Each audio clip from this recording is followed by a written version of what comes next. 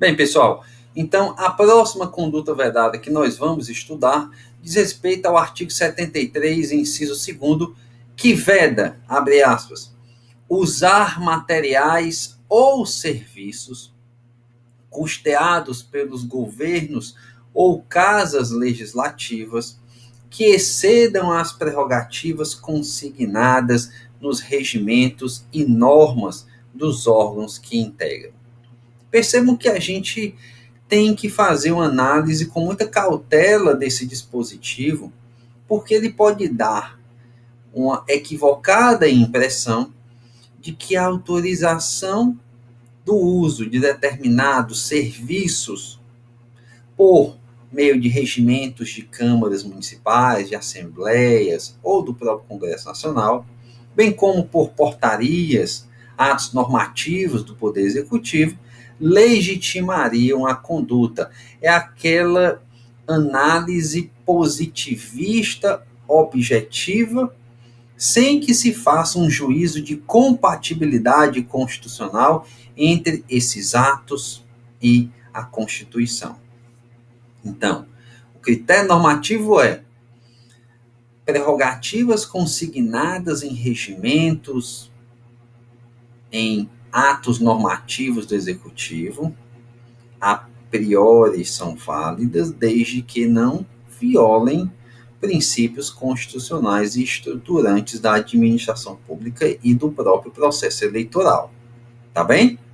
Então, serviços que são custeados pelo poder público, em hipótese alguma, ainda que com estas autorizações, podem ser utilizados para finalidades político-partidárias.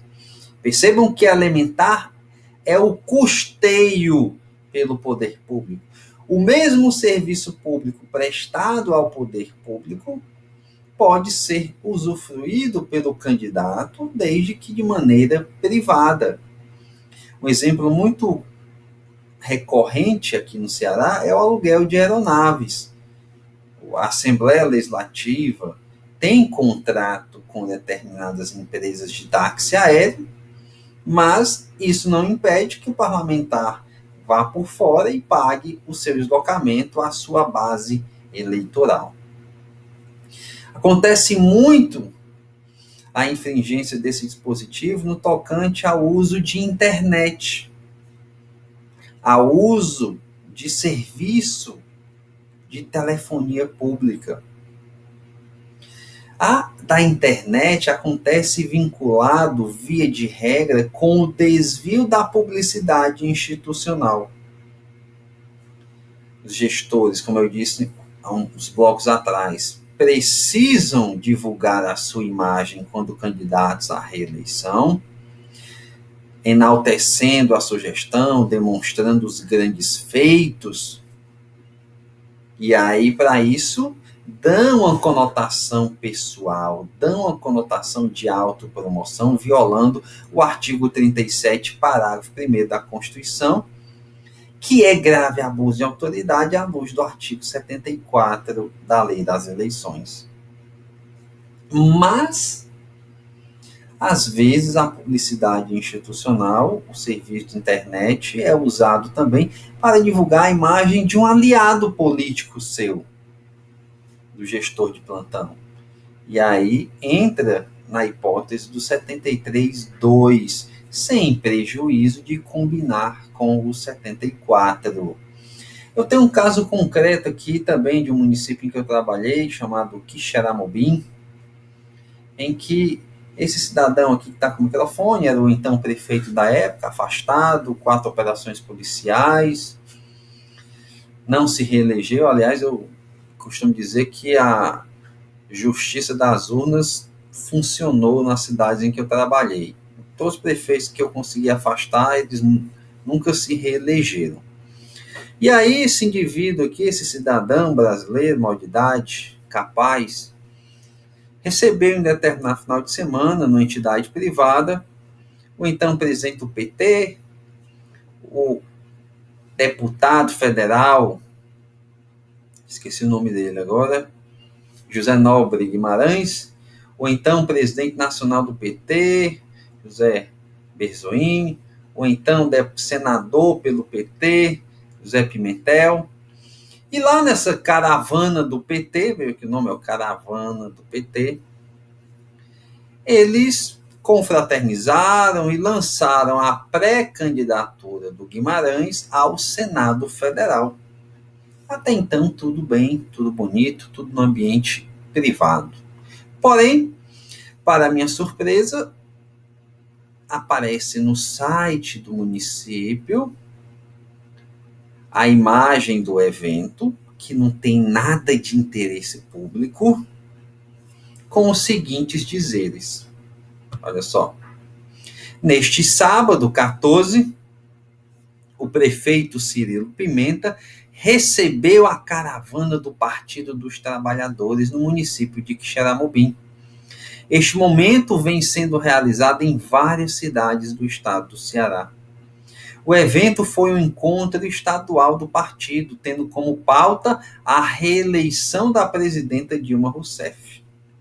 Na oportunidade, estiveram presentes lideranças nacionais do partido, nomes como de Hilário Marques, uma das lideranças do PT no Sertão Central, o ex-presidente do PT, Joaquim Cartacho, o deputado Dedé Teixeira e demais representantes do Legislativo Estadual, assim como também representantes do MST e do FETRAES.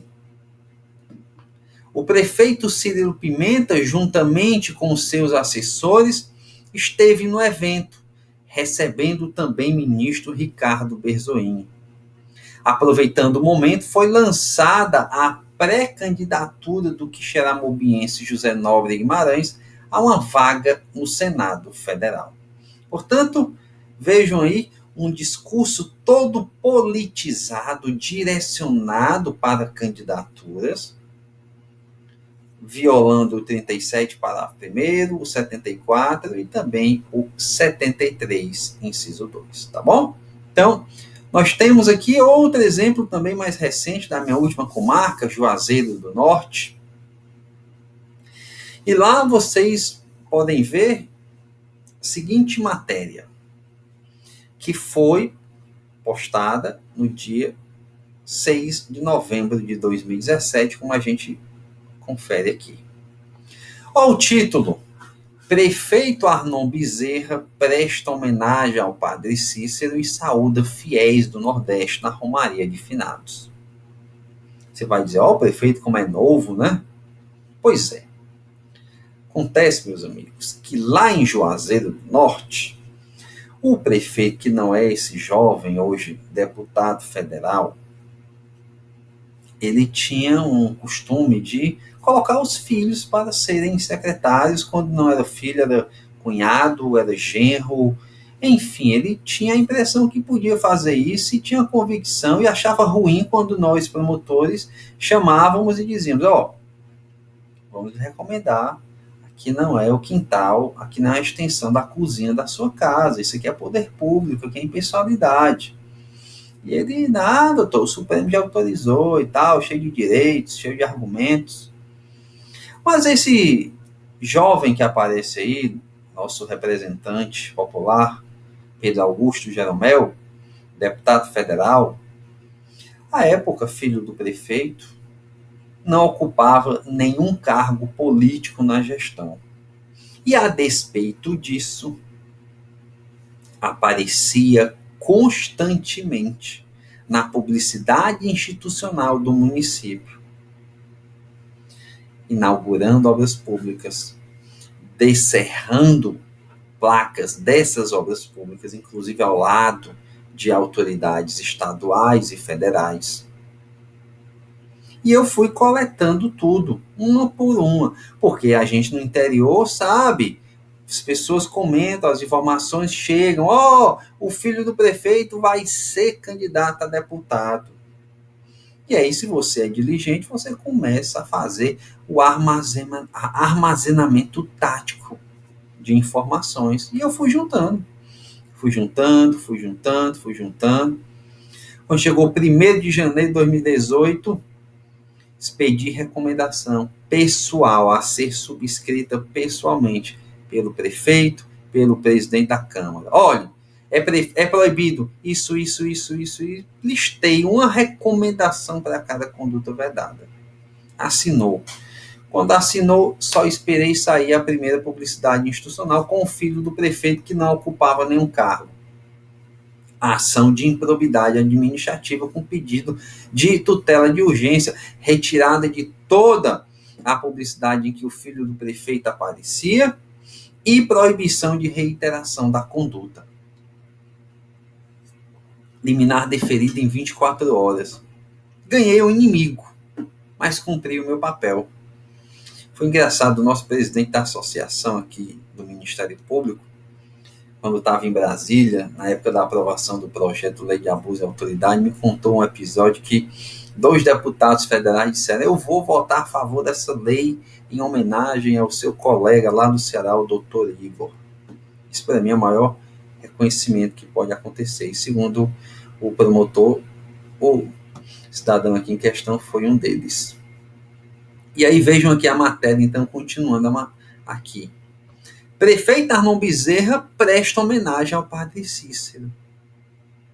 Só que quando você vai ler a matéria, aqui no segundo parágrafo, vejam, o secretário de Turismo e Romaria, Júnior Feitosa, fez um agradecimento especial ao povo romeiro por mais esse momento. Ele destacou os serviços que estão sendo desenvolvidos a cada romaria, no sentido de melhor acolher os visitantes. O prefeito Arnon Bezerra esteve representado na ocasião pelo empresário que é seu filho, Pedro Augusto, que saudou a todos e abriu a festa na Praça do Romeiro. Você já viu empresário representar prefeito? Na ausência do prefeito, que eu saiba, constitucionalmente quem representa é o vice-prefeito, mas em Juazeiro é sempre um capítulo à parte, tá bom? Então a gente tem aí episódios, né, liminar, e assim sucessivamente. Algumas decisões interessantes sobre essa conduta vedada. A mera utilização de fotografias que se encontram disponíveis a todos em sítio eletrônico oficial, sem exigência de contraprestação, inclusive para aqueles que tiraram proveito comercial, é conduta que não se ajusta às hipóteses descritas. Tá bom? Para a caracterização da conduta tipificada no artigo 73(2), é necessário que os serviços prestados em favor de candidato tenham sido custeados. No caso, ficou comprovado que a limpeza realizada em imóvel destinado à futura sede de comitê foi paga pela imobiliária que o administrava, o que descaracteriza o ilícito. 3. Na espécie aduz-se que houve utilização da máquina administrativa do Estado de Sergipe em favor da candidatura do governador, candidato à reeleição, e de sua esposa ao Senado, por meio da distribuição de cartas com pedido de voto. Em setembro de 2006, a alunos de um estabelecimento de ensino no estado de Sergipe, com violação ao 73(1). Não caracteriza a conduta vedada descrita no 73(6)b a divulgação de feitos de deputado estadual em sítio da internet da Assembleia. A lei expressamente permite a divulgação da atuação parlamentar à conta das câmaras, nos limites regimentais. O que se veda é que a publicação tenha conotação de propaganda eleitoral, a qual, portanto, há de aferir-se segundo critérios objetivos e não conforme a intenção oculta de quem a promova. E para finalizar, distribuição de cartilha elaborada e custeada pela Assembleia Legislativa para veiculação de panfleto de propaganda eleitoral do candidato em evento tradicional do município, evidenciados o uso de material público para a divulgação de campanha, reeleição, consciência do representado, tá certo? Ilícito, claro. E aí, a terceira conduta vedada, que é muito recorrente na prática. O uso de servidores públicos em campanhas ou em atos pré-eleitorais é uma realidade. O uso espontâneo ou o uso por coação. Aliás, temos o crime do artigo 300 do Código Eleitoral que trata exatamente sobre essa hipótese. Mas vejamos aqui o teor do dispositivo. É proibido ceder servidor público ou empregado da administração direta ou indireta, federal, estadual ou municipal do Poder Executivo, ou usar de seus serviços para comitês de campanha eleitoral, de candidato, partido político ou coligação, durante o horário de expediente normal, salvo se o servidor ou empregado estiver licenciado. Aqui a gente precisa fazer algumas análises.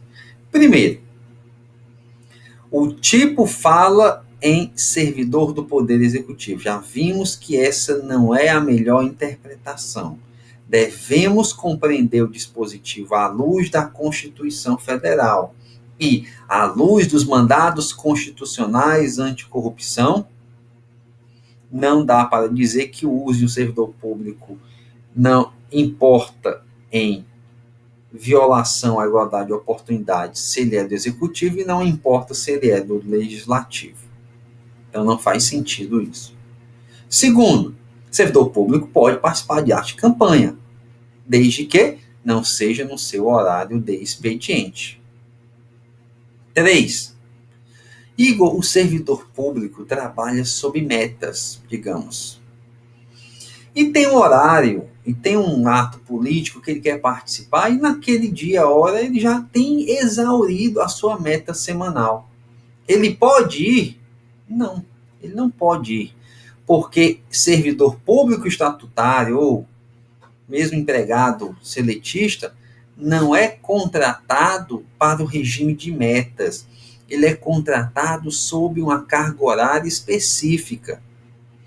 E ele tem que estar à disposição do poder público, porque pode surgir uma demanda. Então, essa história de servidor público sob metas não se enquadra aqui.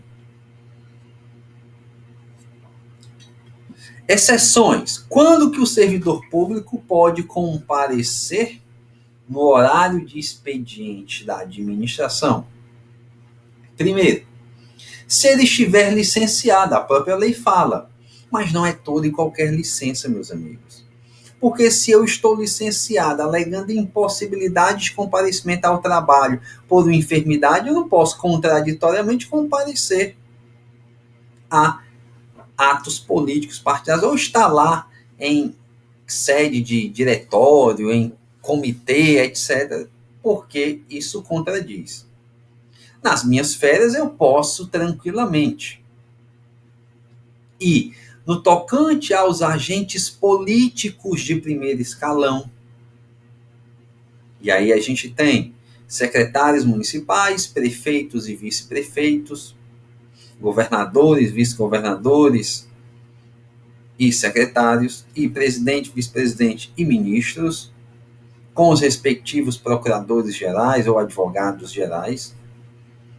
Eles podem comparecer a eventos políticos a qualquer hora, porque, segundo o TSE, são agentes políticos que não têm horário de trabalho fixo, tá bom?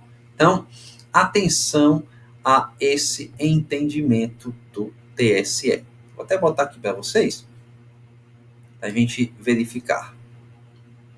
E aí eu tenho um exemplo caricato das eleições de 2018, dessa coação, que eu vou botar no outro vídeo que aconteceu no interior do Ceará também. Isso é muito engraçado.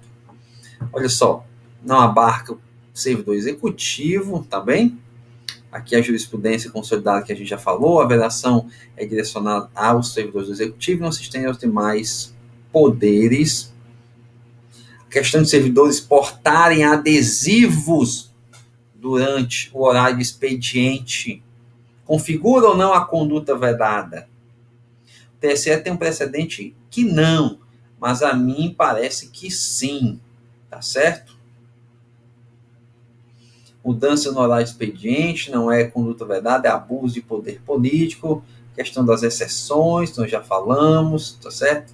Não se aplica, etc. Incidência temporal segue aquela mesma regra geral. No silêncio da lei, incide durante todo o ano eleitoral. E aí nós temos algumas decisões interessantes sobre esse 73, inciso terceiro, que a gente vai ver no próximo bloco, junto com aquele caso de Caririaçu, que é muito engraçado. Um abraço e até lá.